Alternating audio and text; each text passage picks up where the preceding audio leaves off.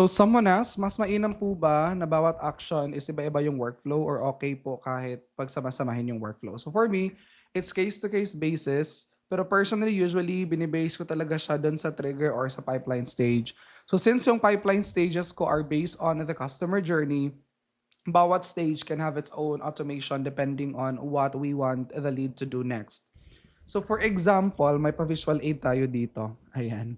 So, for example, ito yung pinaka-common lang naman at pinaka-basic talaga na parang customer journey. So, naging new lead siya and then nag-book ng appointment tapos closed or won. So, again, pinaka-basic lang to para mas madali lang nating ma-explain yung example for this one. So, tulad ng sinabi ko kanina, yung workflow ko is nakadepende siya sa pipeline stages kasi yun nga, yung customer journey kasi is nakaangkla siya dun sa pipeline stages ko, which is ito, new lead, appointment book, and closed or won. That's already a complete customer journey naman na.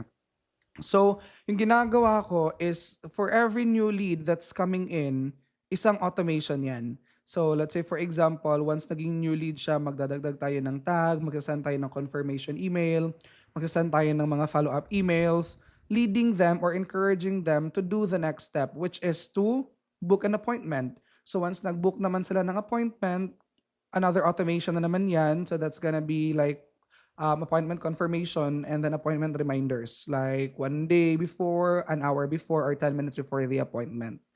And again, the purpose for that is to lead them to do the next step, which is to become a customer. Ma-close siya or ma-won yung lead na yon. So, once na na-close or na-won na naman siya, we'll be sending series na naman. So, it could be onboarding emails, onboarding messages, and so on and so forth. So, yun. Again, this is just the basic, ano lang naman, this is just the basic customer journey kung saan nakaangkla yung mga automations ko. So yung ginagawa ko is customer journey and then ginawan ko siya ng pipeline stage. Tapos based on those pipeline stages, ginagawan ko siya ng automation. Now the next question nyo siguro is, paano malalaman na doon na sila na stage?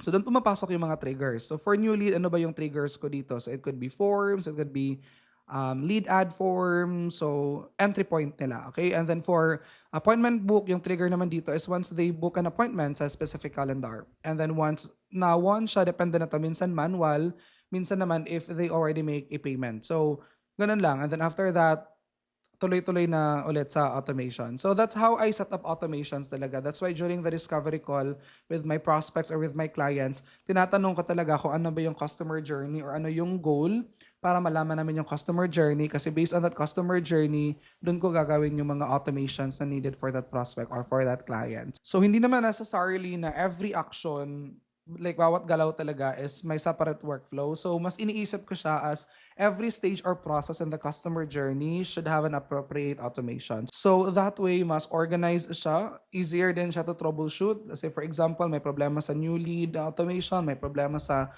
appointment book automation. So mas madali ko siya makikita. And then mas nakaangkla din siya dun sa customer journey talaga. So yun lang naman. I hope that I answered your questions. And if you have any other questions, guys, drop it in the comments below and we'll try to make a video answering those questions. So that's it for now and God bless everyone.